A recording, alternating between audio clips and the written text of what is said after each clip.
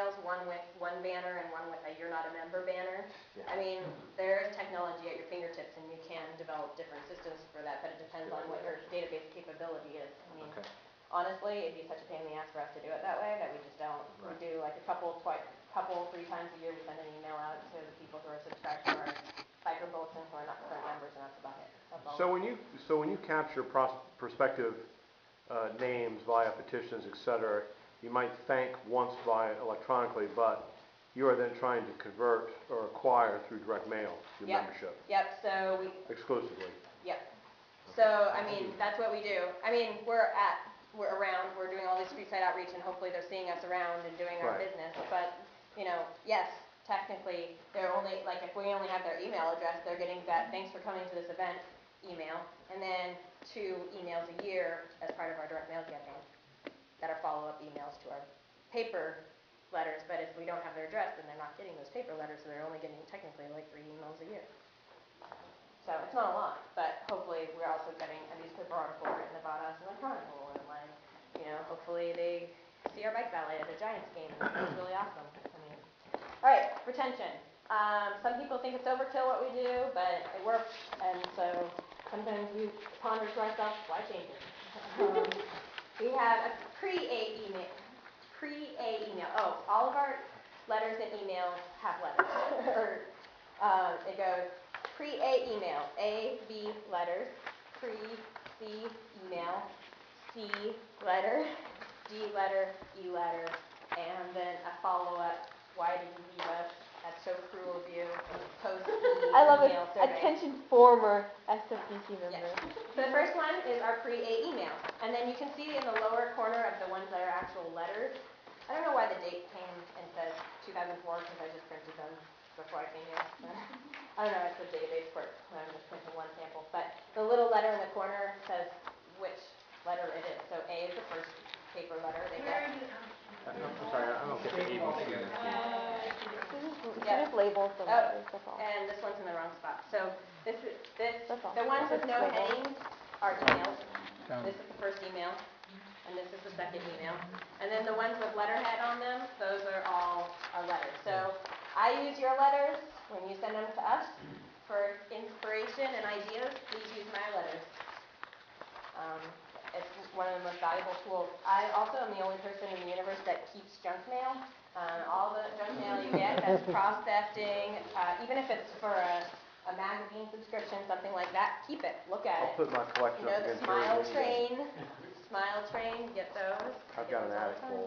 Yeah, with the recent campaigns, all the Obama letters and the McCain letters. Oh, you keep them and you look at them? Yeah, I read their strategy. So Samples. a couple things I want to say really quickly about this.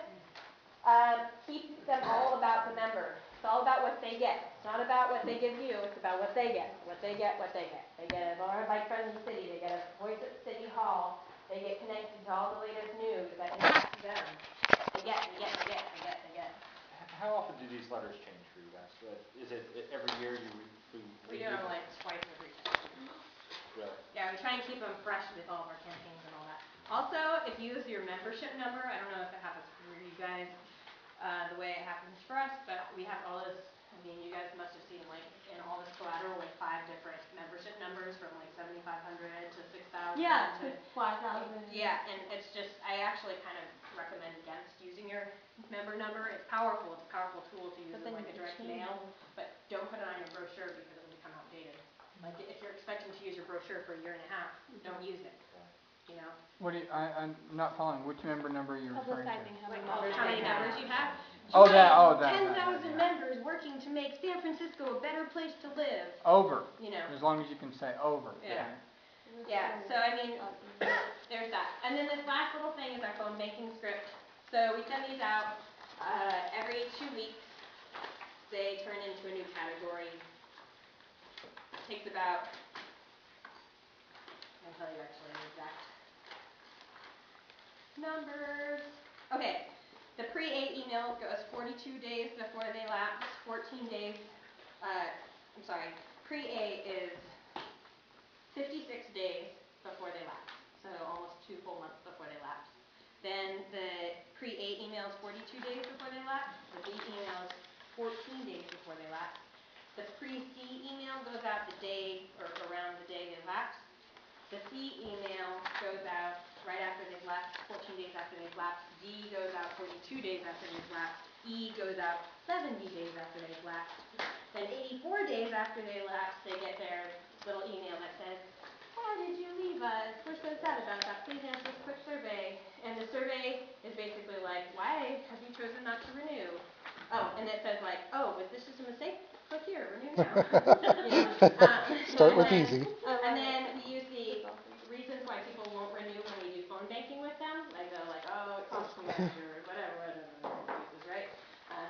I'm mad at you because of critical mass. Oh wait, you're not critical mass? Maybe I will renew.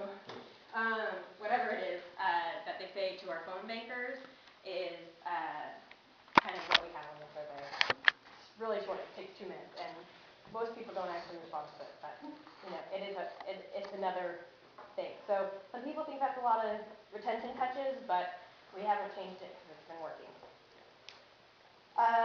Then, if they don't renew, they turn into direct mail pieces. And we do 2 campaigns a year. This one was actually our most successful campaign to date. It was our pre-bikes work day. Pre-bikes work day direct mail. Oh wow, I think I only gave you one side of the 2-sided email. There's 2 sheets. It's on 2 sheets, I think, right? No, that's the email. So I think I only gave you the first half of the letter. That's bad. Well, if you want the second half of the letter, I can make copies for you. Yeah, this is the other side. This is the other side just a little bit? No. No, there is no other Oh, I side. see. I forgot to give you the other side. Sorry about that. I knew there was going to be some problem. So you mailed it. We mail that, paper mail, ream it, and usually a lift sheet, you know, some kind of other piece of sheet with information about your organization. Twice a year.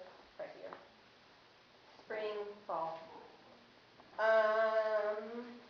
And then we do a follow-up email.